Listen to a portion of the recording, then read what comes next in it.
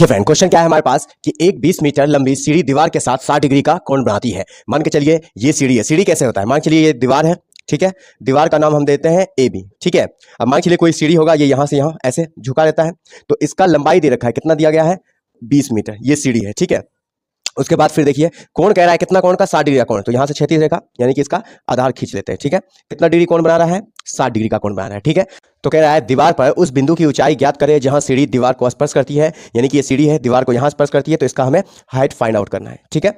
यानी कि दीवार की ऊंचाई ज्ञात करना है। तो देख लीजिए यहां पे हम इसके सॉल्यूशन में लिख लेंगे जो जो चीज कहेगा ज्ञात करने के लिए। क्या कहा है? दीवार की ऊंचाई, तो लिख देंगे माना कि दीवार की ऊंचाई, ठीक है, जहां सीढ़ी उसको टच करती है, ठीक है। तो दीवार की ऊंचाई बराबर क्या मान लेंगे? जो दिया गया है वही रख लीजिए, ए बी ए छोड़ दीजिए, ठीक है, ये मान लेते हैं। उसके बाद सब मीटर में, तो मीटर में रख दीजिएगा। अब यहाँ पे देखिए करना क्या है, हमें इसका मान ज्ञात करना है। इसके साथ कौन सा भुजा दिया है त्रिभुज में? तो ये कर्ण दिया गया है, तो ये हमारा लंब कहलाएगा, ये हमारा कर्ण कहलाएगा। तो लंब और कर्ण का रिलेशन किसके साथ है? साइन के साथ। तो यहां से हम क्या करेंगे?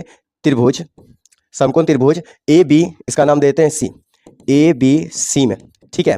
देखिए इसका मान ज्ञात करना है, ये कर्ण दिया गया है, तो लंब बटा कर्ण या कर्ण बटा लंब, कोई फॉर्मूला आप ऐड करिए। लंब बटा कर्ण क्या किसका फॉर्मूला हो जाएगा? तो साइन थीटा का। तो साइन थीटा बराबर क्या हो जाएगा? लंब।